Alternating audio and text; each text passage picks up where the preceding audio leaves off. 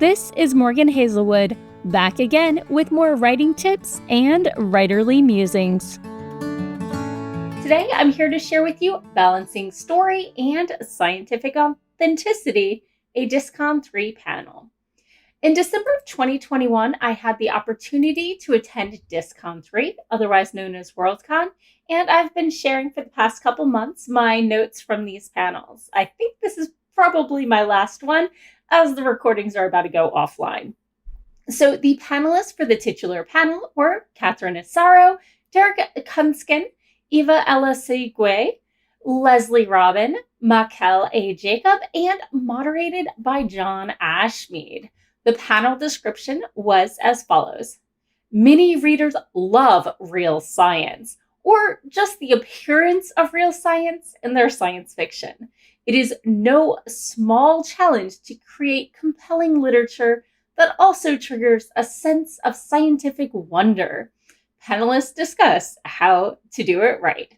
So, first off, let's talk about why or how getting the science right makes the story better. Well, first off, it bolsters and adds authenticity. And as we all know, authenticity is key to making readers, buy into the story.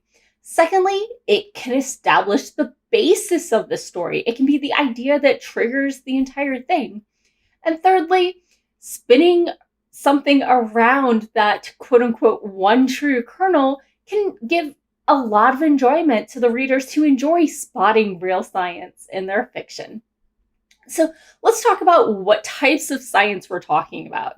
Well, many expect that the so-called hard science fiction to focus on things like technology or biology. There is a wide array of sciences that you can use to infuse real science into one story, from biology to astronomy to linguistics, anthropology, chemistry, obviously, cryptography, and there was some discussion during the panel of psionics.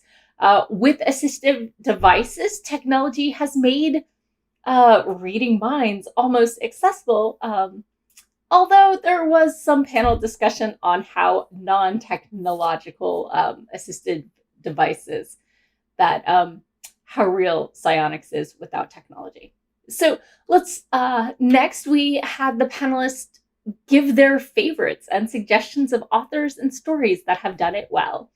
Listed were The Martian by Andy Weir, A Memory Called Empire by Arkady Martin, Cryptonomicon by Neal Stephenson, The Algebraist by Ian M. Bank, Ender's Game by Orson Scott Card, Dune by Frank Herbert, and as just general authors, Stephen Baxter, Alistair Reynolds, Wayne Grady, Catherine Asaro, and Nancy Kress.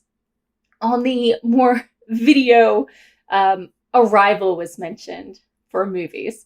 So let's talk about the actual tips for incorporating the science into your stories. Well, while you never want to show every equation or every bit of research, there are certain audiences that do enjoy certain types of exposition. You have to know your audience. Some publishers enjoy the inner dialogue, and some like the politics, and some like the science. For short stories, traditionally, Analog likes to see scientific solutions, where Asimov prefers to see the consequences of the science. But don't censor, because the editors do also enjoy variety. And for a final thought, the panelists would like to remind us that the best way to incorporate your science and demonstrate the rules of your world are to demonstrate through action, not exposition. And that's all for today. Thanks for listening. If you enjoyed this episode, hit that subscribe button and share it with all your friends. It goes a long way towards helping people find me. And I'll be back again next Monday with more writing tips and writerly musings. Bye-bye.